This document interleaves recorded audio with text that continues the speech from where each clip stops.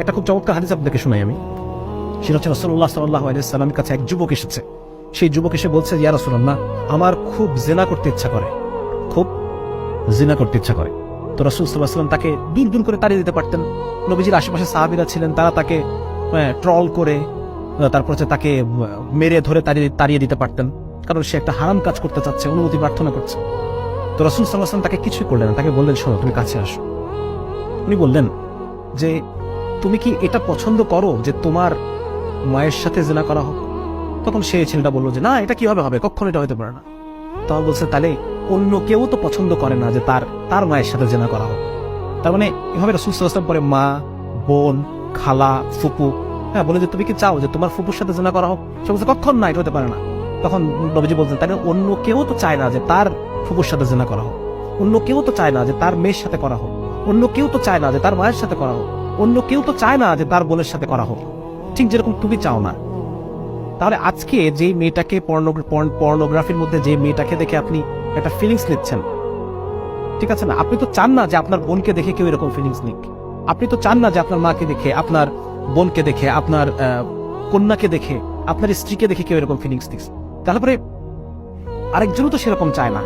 এই মেয়েটারও তো ভাই আছে, এই মেয়েটারও তো বাবা আছে, এই মেয়েটারও তো সন্তান থাকতে পারে। মানে ব্যাপারটা হচ্ছে এইটা যে আমার সাহেব বলেছিলেন যে যখন কাউকে দেখে অন্তরের মধ্যে এই ধরনের একটা কুপ্রবৃত্তি জাগ্রত হবে, তখন সাথে সাথে সেই জায়গায় নিজের মাহরাম নারীদের কথা কল্পনা করা এবং সাথে সাথে উইথড্র করা। কারণ আমাদের মাহরাম নারীদের এরকম আমরা দেখতে চাই না, আরো ভোগের পাত্রী হিসেবে আমরা দেখতে চাই না। আমার মাহরাম নারীদেরকে আমি অনাবৃত অবস্থায় এভাবে দেখতে চাই না। চাই না যে অন্য কোনো পুরুষ তাদেরকে পণ্যের মতো ব্যবহার করুক, তাদের সাথে এরকম বেইজ্জতের সাথে তাদের সাথে আচরণ করুক। আমরা এটা চাই না। আমরা এটা স্বাভাবিকভাবে আমরা এটাকে রিপালস করি, আমরা এটা বিকর্ষণ করি। তো ঠিক একই রকম ভাবে এটা চিন্তা করা যে কত শত বোনের চোখের পানি আছে এখানে, কত মায়ের চোখের পানি আছে এখানে, কত মায়ের কত কন্যার চোখের পানি আছে এই পর্ন ইন্ডাস্ট্রির পিছনে। এই বিষয়টা যদি একটু চিন্তা করা যায়, তখন আপনারা এটাকে ঘৃণা করতে শিখবেন।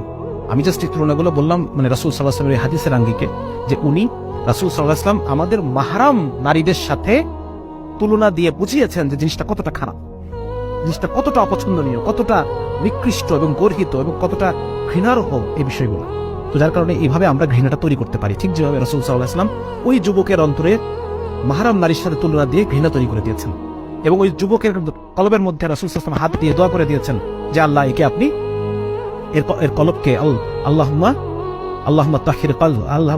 তাহির কলবাহু, যে আল্লাহ তাআলা আপনি তার কলবকে পবিত্র করে দেন। ও হাসিন ফারজাহু, তার লজ্জাস্থানকে আপনি সুরক্ষা, কি বলা যায় এটাকে, সুরক্ষা বুক তৈরি করে দেন।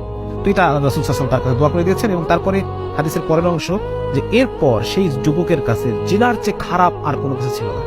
তার মানে রাসূল সাল্লাল্লাহু আলাইহি ওয়াসাল্লাম দেখেন মাহরাম নারীর সাথে তুলনা দিয়ে তার অন্তরে জিনার প্রতি ঘৃণা তৈরি করে দিয়েছেন। তো ঠিক একই রকম ভাবে আমাদেরকেও এই পর্নোগ্রাফির প্রতি ঘৃণা তৈরি করতে হবে।